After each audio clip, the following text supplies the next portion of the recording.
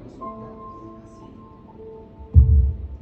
untuk siang yang indah ini kami boleh bersama-sama berkumpul lagi di tempat ini untuk duduk diam mendengarkan firman-Mu. Tuhan, mimbar ini milik Engkau, gereja ini milik Engkau sepenuhnya. Jemaat-jemaat milik Engkau yang Engkau kasihi.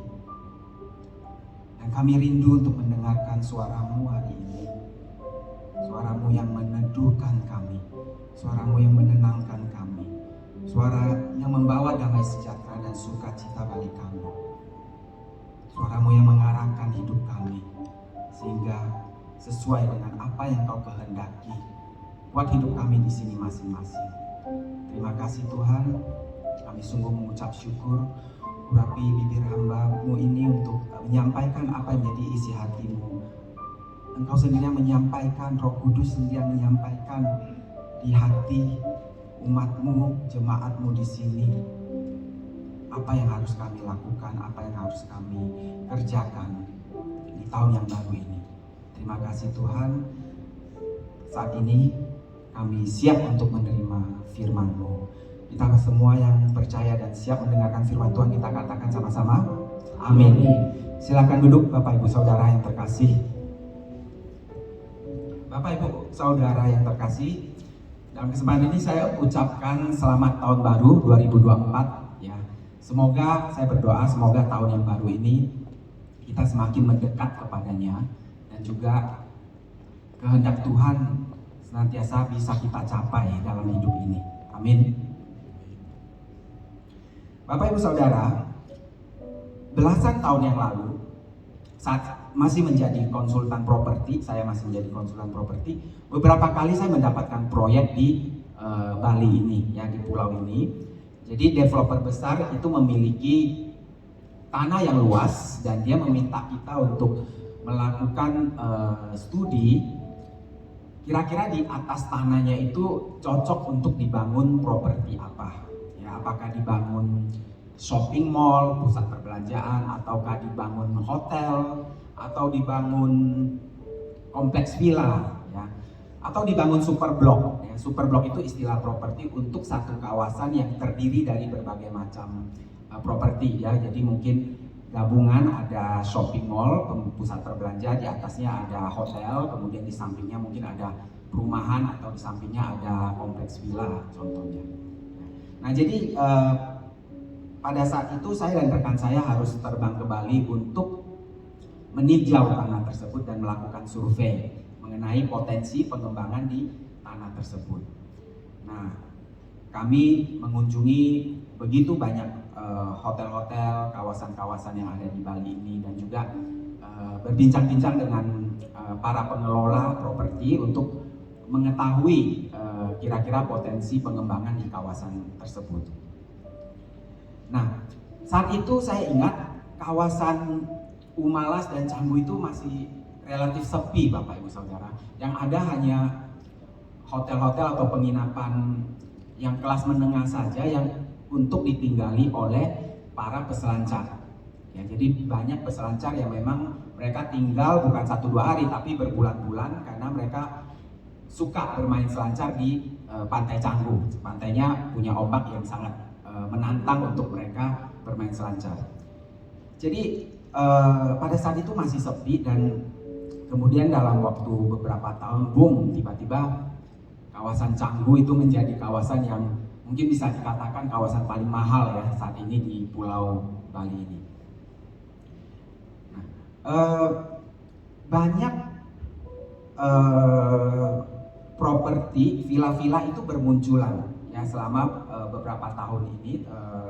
Dulu juga banyak perkembangan yang begitu pesat ya. Bangunan hotel banyak dibangun, kemudian juga ada kawasan-kawasan villa ya. Nah, sebagai pulau wisata tentunya Bali ini perlu menyediakan tempat menginap untuk para wisatawan. Jadi ada wisatawan internasional atau wisatawan lokal juga datang ke pulau ini. Nah, jadi pengembangan begitu pesat waktu itu. Ya, sampai hari ini juga masih pesat ya Bapak Ibu Saudara. Jadi ada yang bangun hotel dan juga ada yang bangun kompleks villa. Nah, villa ini membedakan dengan hotel, kamar hotel pada umumnya. Kalau villa itu sifatnya lebih private ya Bapak Ibu Saudara. Nah, kompleks villa pada saat itu begitu menjamur ya. Dimulai dari sisi barat, dari kawasan Jimbaran, kemudian Legian, Kute, Seminyak, Canggu, ya berdiri begitu banyak kawasan-kawasan villa dan itu menyajikan kedekatan dengan pantai yang bersunset ya, sunset indah pada sore hari. Kemudian di sisi timur ada Nusa Dua, ada Tanjung Benoa, kemudian ada Sanur, itu banyak villa juga di sana dan mereka menawarkan kedekatan dengan pantai timur ya, berarti matahari terbit, sunrise. Lalu ke selatan ada kawasan Ungasan sama kawasan Uluwatu ya, di situ menyajikan pantai yang berkarang ya, pantai mereka villa-villa itu berdiri atas tebing dan melihat ke pantai karang yang begitu indah di Samudra Hindia. Lalu naik ke utara lagi kita lihat ada kawasan Ubud, kawasan Gianyar, kawasan Tabanan ya, yang menyajikan suasana yang agak beda. Jadi mereka menyajikan sawah, pematang sawah, terasering yang begitu indah dan juga gunung-gunung ya. Nah, villa ini memiliki berbagai fasilitas ya, yang membedakannya dengan kamar hotel pada umumnya. Villa ini punya kolam renang pribadi di setiap unitnya. Lalu ada outdoor shower. Outdoor shower itu pancuran mandi yang beratapkan langit ya, jadi tidak tertutup ya. Kita mandi dengan beratapkan langit. Lalu ada bathtub juga. Nah, bathtub kan biasanya ditaruh di dalam kamar mandi. Ini ditaruhnya di pekarangan depan villa atau mungkin di pekarangan belakang villa itu. Jadi bayangkan Bapak Ibu Saudara, waktu malam kita berendam di dalam bathtub itu, kita bisa sambil lihat langit, kita bisa lihat bintang-bintang, kita bisa lihat bulan, dan juga kita bisa masuk angin ya, malam-malam berendam. Dan juga ada taman kecil pastinya di villa itu untuk menambah asri villa tersebut ya. Nah, servis yang ditawarkan juga bermacam-macam. Jadi kompleks villa itu ada sediain namanya butler ya. Butler itu adalah juru masak pribadi. Nah, kalau villa itu biasanya yang menginap itu ada newlyweds, pengantin baru yang untuk bulan madu. Nah, kalau pengantin baru biasanya maunya kan di kamar aja ya, di villa aja, nggak mau keluar. Tapi mereka perlu makan. Nah, gimana? Jadi mereka bisa minta si butler ini untuk memasakkan makanan buat mereka saat mereka lapar. Jadi mereka tetap tinggal di villa itu tanpa harus keluar-keluar. Kemudian juga spesifikasi bangunannya juga bermacam-macam, desain bangunannya juga bermacam-macam, bahan bangunannya mengikuti tren ya pada saat itu, pada saat ini juga ya tentunya bergaya tropis, bergaya Mediterania, ya, dengan sentuhan khas Bali juga ada ya, sentuhan modern juga ada. Nah, beberapa tahun kemudian, seiring dengan perkembangan arsitektur, perkembangan teknologi bahan bangunan, kemudian perkembangan gaya hidup juga, lalu perkembangan teknologi, itu banyak villa-villa yang ada itu menjadi jadul ya, atau kuno. Kenapa? Karena mereka tidak menyesuaikan, tidak mengupgrade villanya menjadi lebih baru, mengikuti tren zaman. Nah, tapi ada juga villa-villa yang di-upgrade, yang direnovasi oleh developer atau pemiliknya. Terus ada juga villa-villa yang baru dibangun saat ini itu memiliki fitur yang begitu canggih, Bapak Ibu Saudara. Memiliki fasilitas yang begitu canggih mengikuti perkembangan teknologi yang ada di saat ini. Ambil contoh, ada villa yang dia menyajikan di kamar villanya itu smart assistant ya, jadi ada asisten cerdas. Ini menggunakan namanya voice control. Voice control itu pengendali suara. Jadi misalnya kita masuk ke villa itu, kemudian kita mau nyalakan lampu, kita nggak usah pencet saklarnya, cukup dengan perintah suara. Ini saya ambil contoh dari Amazon ya, perangkat dari Amazon namanya Alexa. Alexa, turn on the lights. Alexa, buka lampunya, tek, langsung otomatis lampu itu akan nyala. Ya. Nah itu voice control, kendali suara. Lalu saat ini juga tren orang menonton Netflix. Nah di villa yang terupdate itu mereka menyediakan Netflix juga di TV-nya. Jadi tamu-tamu yang menginap itu bisa menonton begitu banyak film di TV-nya menggunakan saluran Netflix. Nah itu contoh villa-villa yang mengupgrade dirinya. Ya. Dan memang untuk terus mengikuti perkembangan zaman ini tidaklah mudah dan juga tidak murah. Ya, mahal. Bayangkan Bapak Ibu Saudara, satu kompleks villa misalnya 10 unit ya. Untuk renovasi satu villa aja sudah butuh berapa uang, berapa duit ya. Apalagi sampai harus renovasi mengupgrade 10 villa ya. Mahal sekali harganya. Tapi hal ini harus dilakukan. Kalau tidak dilakukan, ya pasti ketinggalan ya. Pasti ketinggalan dan pesaing kompetitor juga terus bermunculan. Ya. Nah, tingkat hunian untuk hotel-hotel untuk villa-villa yang jadul ini ya pastinya rendah sekali. Karena tamu yang mau menginap tentunya dia memilih villa atau hotel yang lebih bagus, lebih up to date. Ya. Nah, lalu soal waktu, ya, owner atau pemilik dari villa ini juga harus memperhatikan kecepatannya dalam mengupgrade villanya, karena waktu terus berjalan dan dalam bisnis waktu itu menjadi satu komponen yang sangat penting, sangat krusial ya Bapak Ibu Saudara. Kalau tidak pastinya akan dilibas oleh kompetitor. Nah, Bapak Ibu Saudara terkasih, seperti halnya hotel-hotel atau villa-villa tadi yang mengupgrade dirinya, mengembangkan dirinya sehingga menjadi lebih baik, lebih bagus dan lebih laku di pasaran, maka kita pun sebagai manusia melakukan upgrade atau melakukan pengembangan diri dalam berbagai kehidupan. Contohnya dalam pendidikan, kita selesai sekolah SD, kita lanjut SMP, kemudian kita lanjut SMA, lanjut lagi S1, ya kalau ada kesempatan mungkin lanjut S2, S3.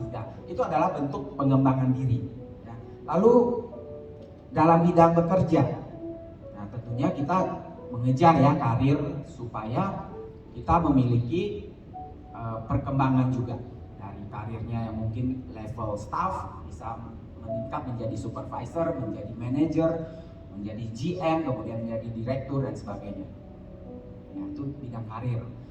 Yang menjadi sales pun mereka meningkatkan, mengupgrade apanya? Skillnya dalam menjual ya, mengikuti seminar-seminar, motivasi dan sebagainya, dan juga mengupgrade target penjualannya. Tujuannya supaya apa? Supaya mereka bisa menjual lebih banyak dan ujung-ujungnya komisinya juga banyak Bapak Ibu Saudara. Lalu di bidang bisnis, di bidang usaha ya, yang punya toko misalnya, dari toko kecil juga biasanya akan dikembangkan ya. Jadi dulu dari satu ruko dikembangkan makin besar, sewa ruko sebelahnya lagi, kemudian lebih besar lagi, lalu punya satu toko, buka cabang ya, buka cabang di tempat lain atau mungkin di kota lain atau mungkin di negara lain ya. Ambil contoh di mall-mall itu, kalau Bapak Ibu Saudara bisa lihat ada toko-toko yang toko lokal ya, yang pemiliknya itu orang Indonesia, mereka sudah melakukan ekspansi sampai ke luar negeri. Mereka buka tokonya itu sampai ke Singapura, sampai ke Malaysia, sampai ke Vietnam ya. Nah itu adalah bentuk pengembangan di bidang bisnis atau usaha, upgrade ya, di upgrade. Dalam bidang industri hiburan juga tidak kalah ya. Bapak Ibu Saudara tahu ada artis-artis kita yang bekerja keras, berjuang untuk go internasional ya, dan akhirnya mereka sukses go internasional. Mereka mengupgrade dirinya ya, mengembangkan dirinya. Nah, itulah contoh-contoh pengembangan diri atau upgrade diri dalam bidang kehidupan di dunia ini. Bagaimana dengan kita? Kita sebagai orang percaya, kita tahu kita bukan hanya manusia fisik, tapi kita manusia yang terdiri dari jiwa dan roh juga. Nah, semestinya bukan hanya bidang-bidang tadi saja, bidang-bidang kehidupan kita tadi saja yang kita upgrade, tapi juga bidang jiwa dan roh kita yang harus kita kembangkan, yang harus kita tingkatkan, yang harus kita upgrade. Ya. Nah, sehingga itu kita menjadi manusia yang memiliki jiwa dan roh yang lebih meningkat lagi dari sehari ke sehari. Nah, kalau sudah bicara mengenai upgrade atau renovasi manusia spiritual kita, manusia rohani kita, maka semua ini berhubungan dengan Tuhan. Ya. Kenapa? Karena jiwa dan roh kita, manusia batinia kita itu adalah baik tempat kediaman Tuhan. Kita buka di 1 Korintus 6 ayat 19 sampai 20. Ya, kita bacakan sama-sama ya Bapak Ibu Saudara ayat ini.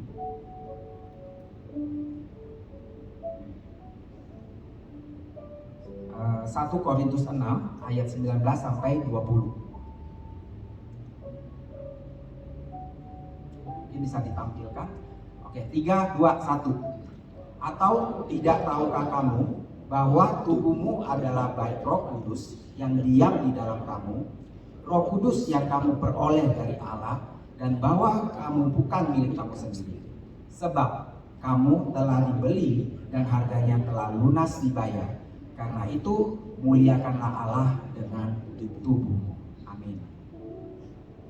Nah, seperti hotel dan villa yang mengupgrade dirinya sehingga nyaman dan menyenangkan untuk ditinggali oleh tamu yang menginap. Nah, apakah kita juga mengupgrade diri kita sehingga diri kita itu menjadi nyaman dan menyenangkan untuk ditinggali oleh Tuhan kita, untuk ditinggali oleh roh Tuhan kita, roh Allah, roh kudus. Nah, bicara soal hotel atau villa tadi, jelas yang harus di-upgrade itu antara lain apa? Antara lain spesifikasi bangunannya, bahan bangunannya. Mungkin yang tadinya menggunakan lantai karpet, sekarang sudah gunakan lantai yang lebih alami, lebih batu alam misalnya, atau keramik yang lebih modern. Karena karpet itu kalau pemeliharaannya jelek, itu kotor, itu baunya langsung kecium ya. Nah, lalu apalagi yang di-upgrade di villa itu? Fasilitasnya, ya, fasilitasnya. Lalu desain atau arsitekturnya itu juga di-upgrade ya, mengikuti perkembangan desain, perkembangan arsitektur zaman now. Dan juga fitur-fitur teknologi terbaru tadi yang ditambahkan untuk menambah kecanggihan dari villa itu. Seperti tadi voice control tadi, kendali suara tadi. Nah, kalau kita Bapak Ibu Saudara, area mana dalam manusia batinia kita, dalam manusia spiritual kita yang harus kita upgrade, atau mungkin saya sebut harus kita renovasi?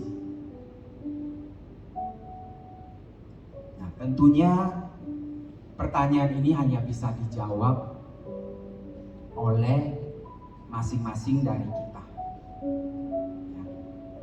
Setiap pribadi di tempat ini, Bapak, Ibu, Saudara, dan saya itu pasti memiliki area-area yang berbeda-beda untuk direnovasi atau di-upgrade.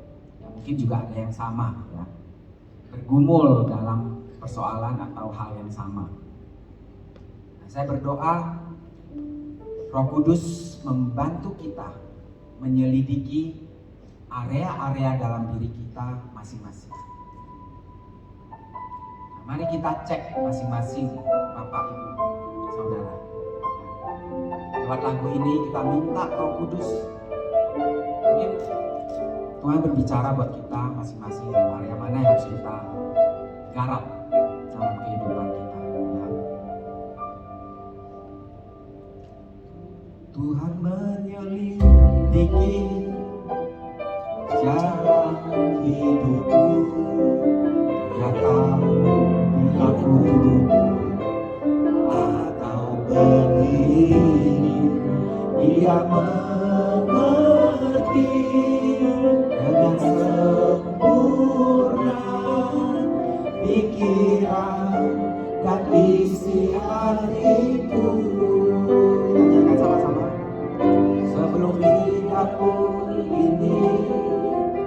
mengucapkan kata, sesungguhnya semuanya telah kau ketahui. Dari belakang dan dari depan, kau urus segenap hidupku. Kita mulai dari awal, Tuhan menyelidiki. Tuhan menyelidiki jalan hidupku. Dia tahu bila ku duduk atau berdiri. Dia mengerti dengan sempurna pikiran dan isi hatiku. Sebelum lidahku ini mengucapkan kata, sesungguhnya semuanya telah kau ketahui. Dari belakang dan dari depan, kau urus segenap hidupku. Ini ku buka hatiku, selidikilah dan kenali aku. Ku sedia kau periksa selalu, adakah jalan hidupku steril. Tuhanku, tuntun aku, bawaku sampai ke surga. Saudara, Bapak Ibu, Saudara, kita buka hati kita. Buka hatiku, selidikilah dan kenali aku. Bukakan kami area-area mana dalam hidup kami yang masih harus kami renovasi. Area mana dalam hidup kami yang masih harus kami garap, harus kami upgrade, sehingga menyenangkan Engkau, memuaskan Engkau. Bawaku sampai ke surga. Tuhanku, Tuhanku, tuntun aku, bawaku sampai ke surga. Amin. Nah, di tahun yang baru ini, biar Tuhan tuntun kita area-area mana yang harus kita upgrade, area-area mana dalam diri kita yang masih harus kita renovasi. Apakah itu karakter kita, pikiran kita, emosi kita, hati kita. Nah, Bapak Ibu Saudara, ada dua area yang Tuhan taruh kuat untuk saya sampaikan hari ini. Selain area-area nanti, area-area lainnya yang nanti mungkin Roh Kudus akan singkapkan buat kita masing-masing. Setiap individu-individu di sini berbeda satu sama lain. Nah, yang pertama, area yang Tuhan rindu kita untuk upgrade, untuk kita renovasi dalam hidup kita. Interior ruang yang direnovasi oleh villa itu berbicara mengenai interior hati kita, Bapak Ibu Saudara. Bagian dalam hati kita. Hati kita ini benar-benar harus indah dan nyaman. Karena apa? Karena itulah pusat kehidupan batinia kita. Kita bisa memiliki hati yang bersih, memiliki hati yang indah dan nyaman apabila kita nyaman dengan diri kita sendiri. Nah, kita bisa nyaman dengan diri sendiri itu adalah kita bisa mencintai diri kita sendiri dengan baik. Nah, dua perintah utama yang Tuhan Yesus sampaikan buat kita.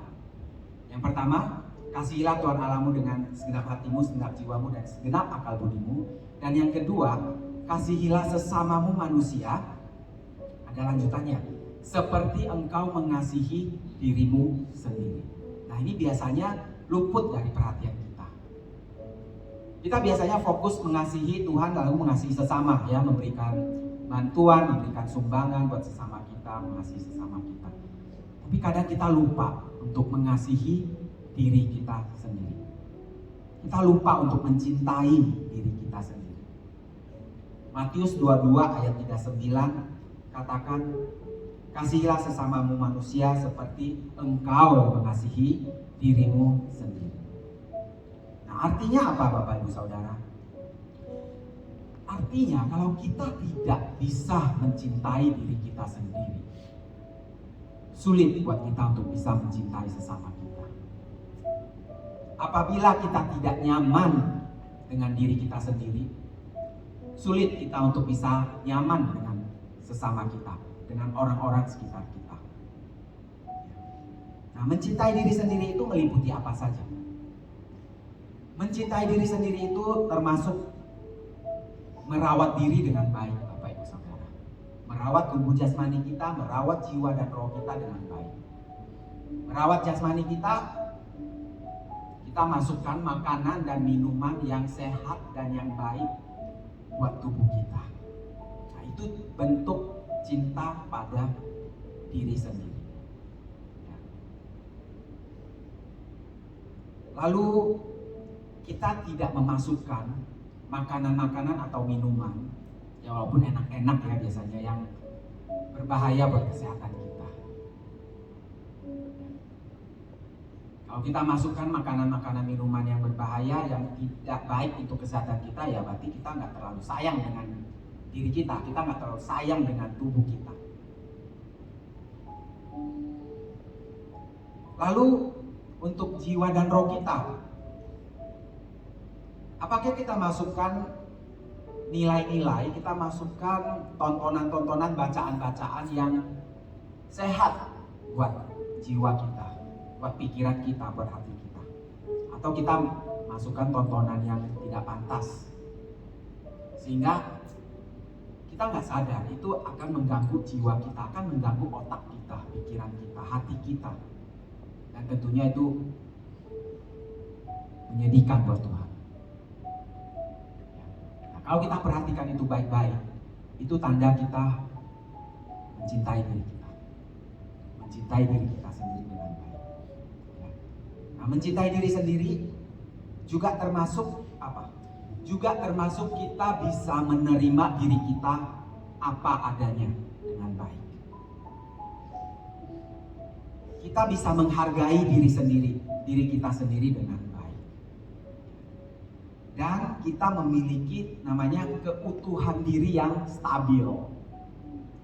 Stabil artinya tidak terpengaruh oleh dunia, tidak terpengaruh oleh tolok ukur dunia yang biasanya menilai manusia itu dari hal-hal yang fana. Contoh, di luar sana banyak orang-orang yang berusaha meningkatkan nilai dirinya, merasa dirinya berharga kalau dia mempunyai jabatan yang tinggi. Seiring dengan jabatan tinggi, berarti nilai diri saya juga tinggi. Atau bekerja keras menambah kekayaannya sebanyak-banyaknya. Dia merasa kalau kekayaannya tinggi, hartanya banyak, nilai dirinya juga tinggi. Terus bentuk sederhana yang lain, mereka merasa dirinya lebih bernilai, dipandang oleh sesama, dipandang oleh tetangga, dipandang oleh keluarganya atau teman-temannya kalau dia punya barang-barang yang mewah, yang harganya mahal. Kalau dia punya barang mahal, berarti nilai dirinya mahal loh. Atau di bidang pendidikan, orang merasa kalau dia bisa bersekolah setinggi-tingginya, maka nilai dirinya juga ikutan tinggi. Nah, mungkin yang dimaksud itu adalah nilai jual. Benar, nilai jual bisa tinggi apabila kita punya pencapaian-pencapaian di dunia ini, seperti punya tingkat pendidikan lebih tinggi, ya, punya jabatan lebih tinggi, ya kita punya nilai jual di dunia lebih tinggi. Tapi bukan harga diri kita, bukan nilai diri kita. Bapak Ibu Saudara, firman Tuhan katakan nilai diri kita itu sudah aman di dalam tangan Tuhan. Kita semua di sini itu berharga di mata Tuhan. Gak mungkin gak berharga Bapak Ibu Saudara. Kalau kita gak berharga, Tuhan tidak mungkin mengutus putranya untuk mati bagi kita.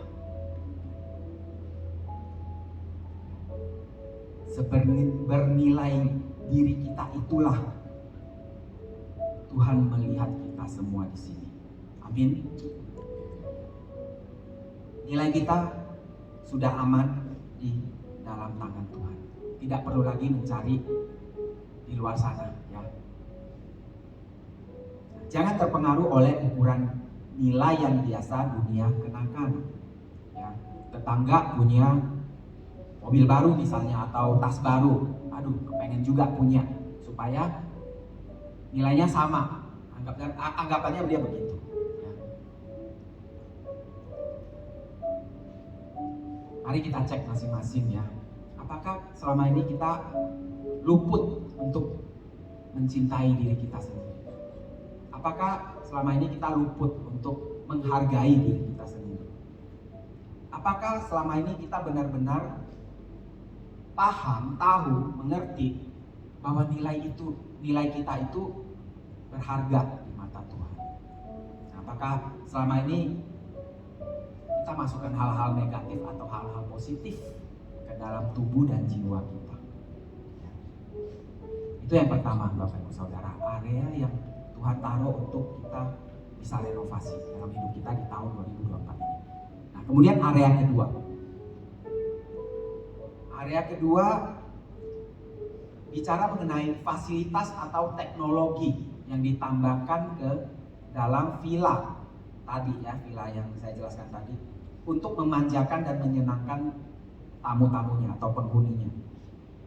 Fasilitas itu, teknologi itu berbicara mengenai fitur dalam hati kita yang menyenangkan bagi Tuhan yang tinggal di dalam hati kita. Ya. Jadi hati kita itu harus memiliki satu fitur, ya, yang menyenangkan juga buat Allah kita. Nah, jika villa-villa tadi yang baru itu tersedia fitur kendali otomatis yang melalui suara. Melalui suara, maka kita juga harus punya fitur baru dalam hati kita, otomatis, ya Bapak Ibu Saudara.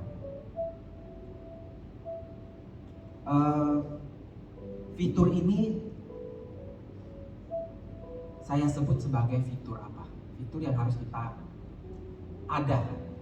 install dalam hati kita.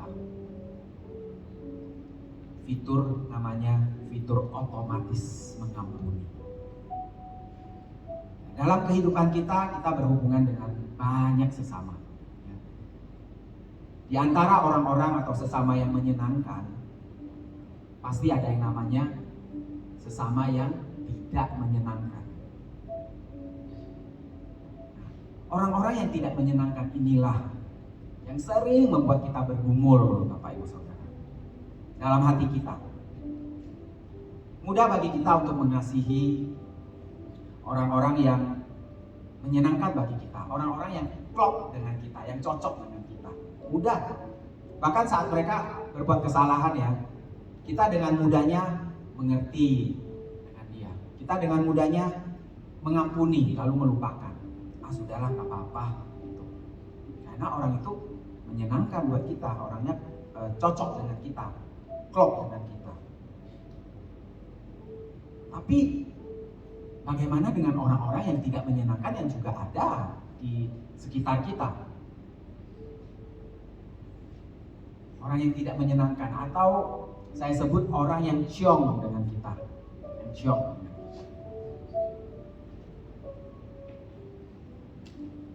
Bagaimana dengan mereka? Biasanya kalau mereka berbuat kesalahan sedikit aja, kita udah langsung kesel, kita udah langsung sebel, langsung kita konfrontasi ya. Nah, hal itulah yang membuat hati kita tuh jadi kotor. Nah, Bapak Ibu Saudara, villa yang kotor enak gak untuk dihuni oleh tamunya? Enggak, sama.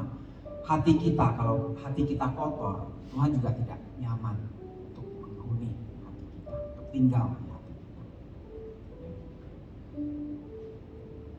Nah, makanya kita harus mengaktifkan, merenovasi hati kita. Kita taruh teknologi canggih itu ke dalam hati kita. Teknologi canggih apa namanya? Otomatis mengampuni. Otomatis mengampuni. Seperti fitur teknologi canggih di villa-villa tadi. Bayangkan Bapak Ibu Saudara, di villa tadi ya, kita sambil tiduran, malam sudah menjelang, kita sudah di kasur empuk villa itu, kita mau matikan lampu. Bisa sih pencet matikan lewat saklar yang biasa ada di samping tempat tidur. Tapi mager, malas gerak ya. Posisi juga udah PW ya. Apa PW? Posisi enak ya. Nah, kita tinggal ngomong, Alexa, turn off the light. Alexa, matikan lampunya. Tak, otomatis lampunya mati Bapak Ibu Saudara. Lalu malam AC masih nyala, kita udah mulai agak kedinginan. Bisa ambil remote control untuk matiin, tapi males ya, udah mager. Kita tinggal sebut saja, Alexa, matikan AC-nya. Otomatis AC-nya mati ya. Lalu gorden jendela belum ditutup, kita udah mau tidur. Alexa, tutup gordennya. Gordennya otomatis tutup. Nah, lalu kalau tidur biasanya kita perlu iringan musik lembut ya, mengantar tidur. Sudah, Alexa, mainkan lagu Nina Bobo. Nah, sudah. Jadi kita bisa tidur dengan tenang dan nyaman. Nah, fitur di villa itu membuat nyaman dan enak dan menyenangkan untuk setiap tamu yang menginap di sana. Nah, seperti halnya fitur kendali suara tadi yang begitu canggih di zaman sekarang ini, maka fitur yang saya katakan tadi untuk hati kita, fitur otomatis mengampuni, itu juga fitur yang canggih Bapak Ibu Saudara. Kenapa saya sebut canggih? Karena fitur ini mahal harganya. Fitur ini tidak mudah untuk setiap orang bisa memilikinya, tapi kita bisa menginstall fitur ini di hati kita dengan pertolongan Tuhan tentunya, dengan pertolongan Roh Kudus. Jika kita bisa menginstall fitur canggih ini di hati kita, maka hati kita akan menjadi hati ternyaman yang bisa ditinggali oleh Roh Kudus di dalamnya. Otomatis mengampuni itu menuntut kedewasaan kita yang sangat tinggi, menuntut pengertian yang tinggi terhadap sesama kita, terutama sesama yang tidak menyenangkan tadi, terutama sesama yang ciong tadi dengan kita. Gak usah ngomong soal sesama yang menyenangkan, yang klop dengan kita atau hopeng kita, itu kita nggak perlu. Otomatis pasti kita bisa mengampuni mengerti tentang dirinya. Bagaimana kita bisa dengan lebih mudah menginstal dan mengaktifkan fitur otomatis mengampuni ini di hati kita? Ada satu rahasianya, Bapak Ibu Saudara. Rahasianya adalah belas kasihan. Belas kasihan itu membuat kita punya pengertian yang tinggi ya terhadap sesama kita. Kita mengerti sesama kita ini ya sama, orang manusia juga seperti kita. Kalau lapar, dia makan. Kalau ngantuk ya dia tidur. Kalau kebelet dia ke toilet, duduk ya, melakukan ritualnya. Kalau dia mau pakai celana sama dengan kita, angkat kaki satu ya, nggak bisa angkat dua-duanya. Nah, sesama kita ini yang tidak menyenangkan ini, yang sering mengganjal hati kita, sering membuat kita bergumul dengan kebersihan hati kita, itu juga sama seperti kita sebenarnya ya. Manusia yang juga sedang menuju kesempurnaan. Coba kita bayangkan orang-orang yang sering mengecewakan kita, sering membuat kita kesal, yang kita mungkin sampai hari ini masih mikir kenapa dia berlaku seperti itu, kenapa sikapnya seperti itu. Coba bayangkan sesama kita ini kalau lagi sakit, dia juga akan terbaring lemah di atas tempat tidur, tak berdaya, Bapak Ibu Saudara.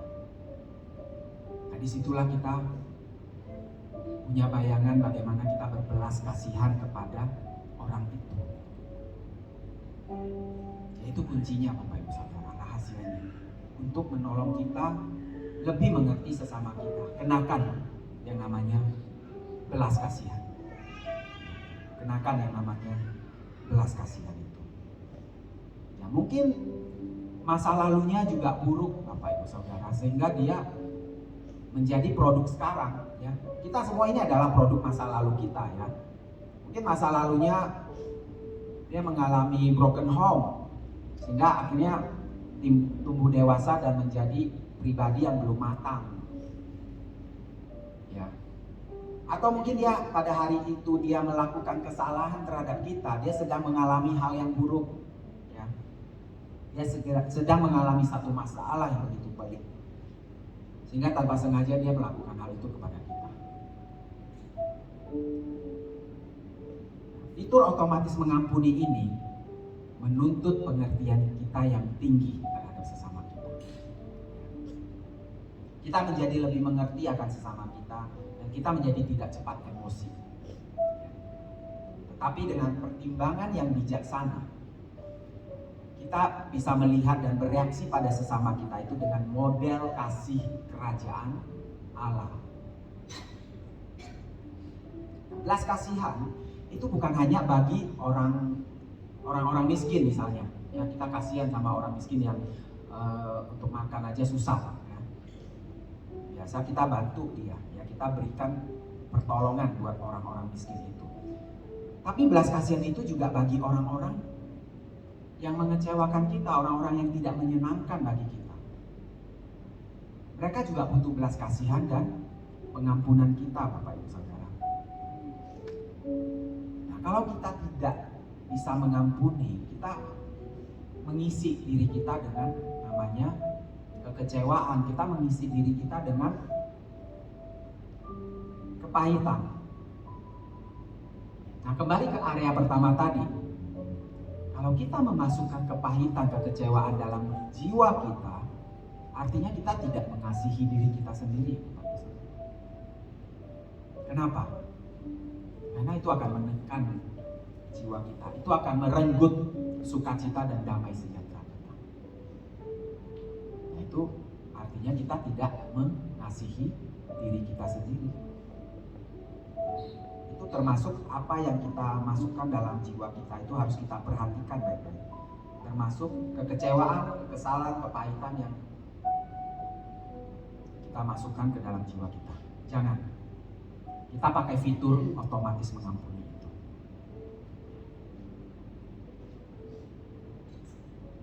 Kita tidak akan mudah terpengaruh oleh tingkah polanya kalau kita memiliki fitur yang namanya otomatis mengampuni ini.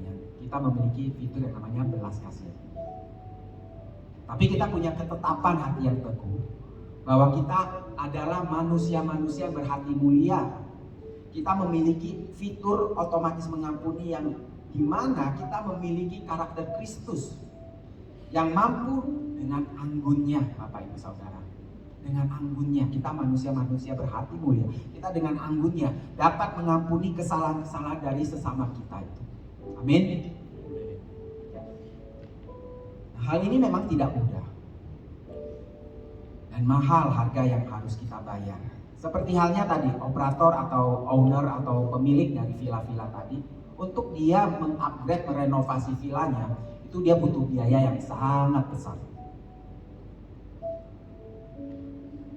Khotbah ini saya beri judul biaya renovasi diri. Kenapa ada kata biayanya, Bapak Ibu Saudara? Kita tahu ada area yang harus kita renovasi. Kita tahu dan mau ya untuk merenovasinya. Tapi kalau kita tidak mau keluarkan biayanya, ya maka renovasi itu tidak bisa berjalan. Nah, biayanya berapa? Biayanya saya katakan besar sekali. Kenapa, Bapak Ibu Saudara? Karena kita adalah umat pilihannya yang diberi kepercayaan untuk memodelkan standar kerajaan Allah yang besar dan yang mulia. Ya, mari kita berikan kemuliaan bagi Allah. Kita umat-umat pilihannya yang harus memodelkan standar kerajaan Allah yang tinggi. Ya. Anggapannya adalah kita villa mahal yang disewakan satu malam puluhan juta. Pemiliknya developer besar. Kita manusia-manusia milik Tuhan, segala Tuhan. Tuhan alam semesta ini yang begitu besar, begitu agung, begitu mulia.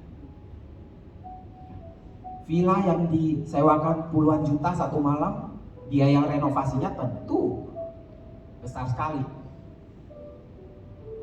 Tapi kita sebagai umat-umat pilihannya yang berstandar kerajaan Allah yang tinggi, untuk merenovasi diri kita pasti mahal juga, besar biayanya.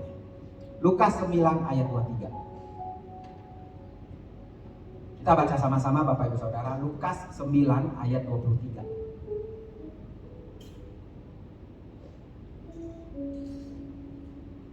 Tiga, dua, satu. Katanya kepada mereka semua, setiap orang yang mau mengikut aku, ia harus menyangkal dirinya, memikul salibnya setiap hari dan mengikut aku. Jadi, biaya renovasi diri ini adalah sebesar penyangkalan diri kita.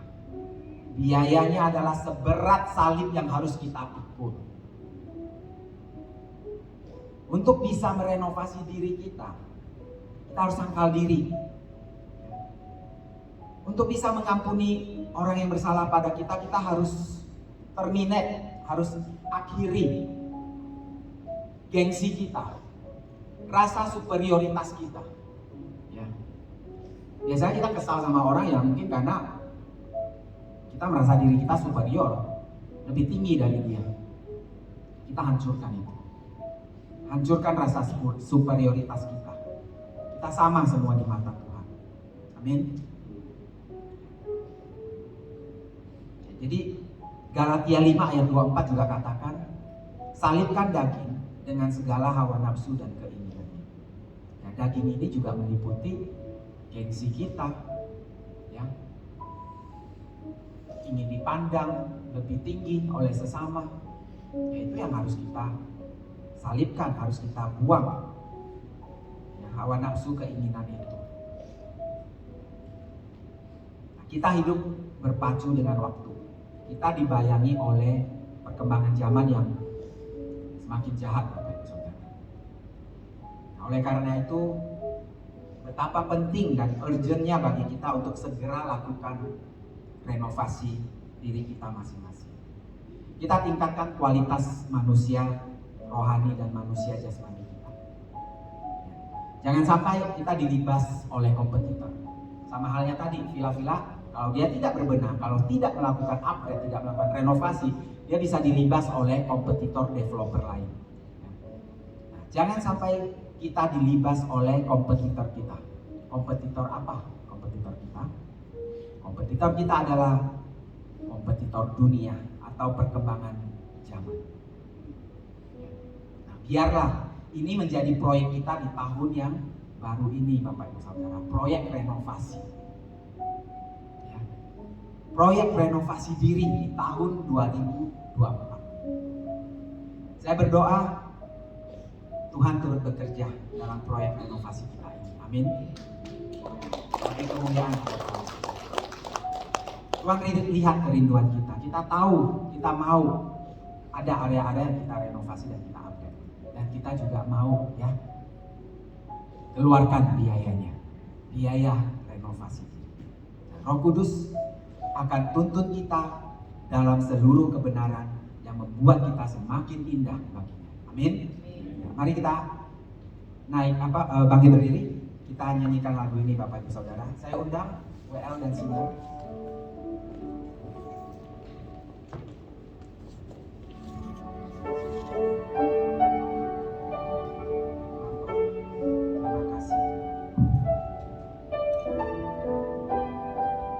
Kudus terus singkapkan kebenaran-kebenaran-Mu bagi kami masing-masing.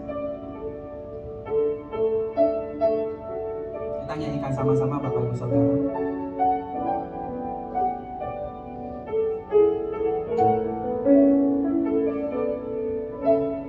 Apa aja ku pahami rencana-Mu.